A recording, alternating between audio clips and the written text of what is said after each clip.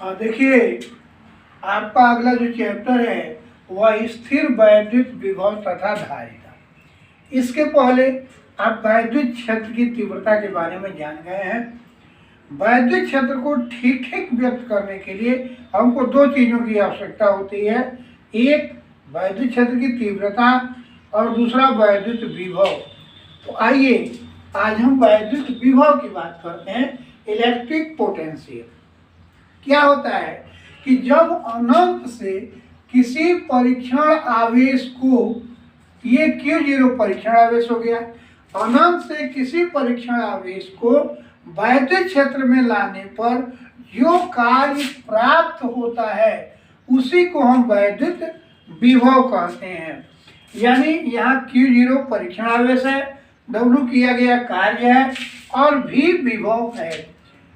अब इसको डिफाइन कैसे करते हैं तो देखिए, अनंत से किसी परीक्षण आवेश को, किसी परीक्षण आवेश जो एकांक धन आवेश होता है, जो एकांक धन आवेश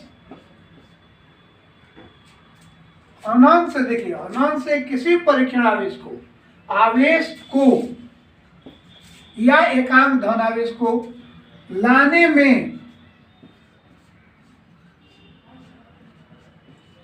लाने में जो कार्य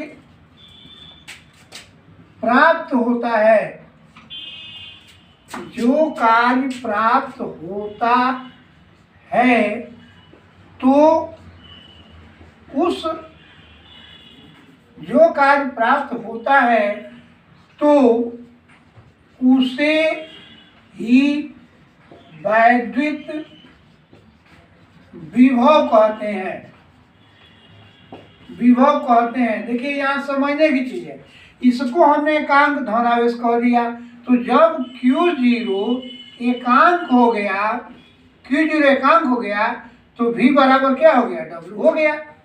इसीलिए कहा गया कि अनंत से किसी परीक्षण आवेश एकांक धन आवेश को लाने में जो कार्य प्राप्त होता है हम उसे विभव कहते हैं। ये निगेटिव होता है। देखिए निगेटिव का मतलब कि कार्य प्राप्त होता है, इसलिए निगेटिव चिन्ह लगाया गया। अब आइए, अब इसके मात्रक की बात करेंगे। तो मात्रक क्या होगा, तो कार्य का मात्रक होता है जूल और आवेश का मात्रक होता है कूलाम। तो अब इसका मात्रक हो गया जूल प्रति कूलाम। इसको ऐसे लिखें या ऐसे लिखें, जूल प्रति कूलाम इसका मात्रक होता है। आइए इसका विमीय सूत्र देखें। तो इसका विमीय सूत्र होगा, विमीय सूत्र यानी कार्य का विमीय सूत्र होता है m L स्क्वायर T⁻² और डिवाइडेड बाई Q का होता है AT, आवेश का हो गया AT। अब ये कितना होगा, तो देखिए m L स्क्वायर T पर ही ऊपर जाएगा, T⁻³ A⁻⁻1, ये इसका विमीय सूत्र हो गया। m L स्क्वायर T⁻³ और A⁻⁻1। अब आइए राशि की बात करते हैं, यानी ये सदिश होगा कि अदिश होगा, तो ये अदिश राशि होता है, अदिश होता है। यानी तीन चीज आपको बताया गया, एक इसकी डिफिनीशन बताई गई, दूसरा विमीय सूत्र m L square T⁻³ A⁻⁻1 और फिर राशि ये अदिश होता है। इसकी डिफिनीशन देखिए, कोई जरूरी नहीं है कि आप रटें, क्योंकि फिजिक्स रटने वाला विषय नहीं है। फार्मूला लिखिए और परिभाषा अपने अनुसार बनाइए।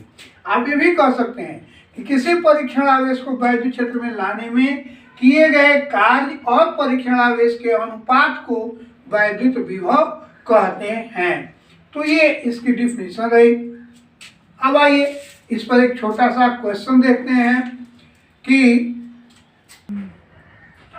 देखिए वैद्युत विभव और धारिता, ये NCERT का सेकंड चैप्टर है और साइड बुक पढ़ते होंगे तो वैद्युत विभव अलग है, धारिता अलग है, अलग अलग चैप्टर दिए गए हैं और ये नया चैप्टर आज शुरू हो रहा है।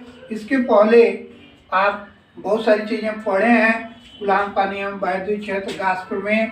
तो आज एक नया चैप्टर है स्थिर वैद्युत विभव तथा धारिता, जिसमें आपको वैद्युत विभव बताया गया V बराबर W/Q।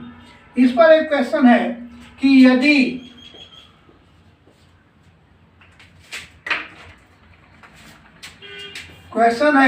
यदि 20 माइक्रो कूलाम्ब आवेश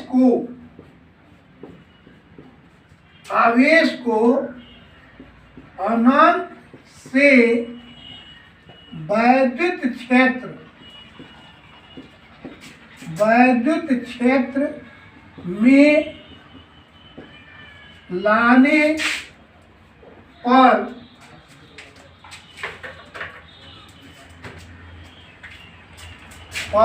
यदि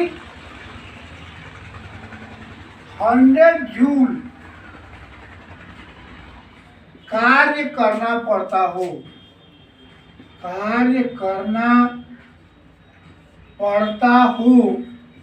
तो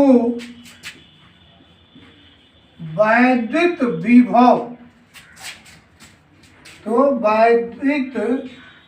विभव की गणना कीजिए। अब देखिए क्या होगा, ये दिया गया है W, तो W बराबर कितना है, तो 100 जूल। कार्य का मात्रक होता है जूल और ये है आपका गिवन दैट, ये इतना दिया गया है। सेकेंड क्या दिया गया है, Q0 की जगह पर दिया गया 20 माइक्रो कूलाम्ब, यानी 20 × 10⁻⁶। पूछ रहा है वैद्युत विभव, तो आपके पास फार्मूला है V = W/Q0, यानी यहाँ हो गया 100/20 × 10⁻⁶। 20 से कटेगा 5 बार, ये -6 ऊपर जाएगा प्लस हो जाएगा, यानी 5 × 10⁶, और इसका मात्रक होता है जूल प्रति कूलाम्ब। तो इस तरह से एक छोटा सा क्वेश्चन रहा। आइए अब हम वैद्युत विभवांतर की बात करते हैं।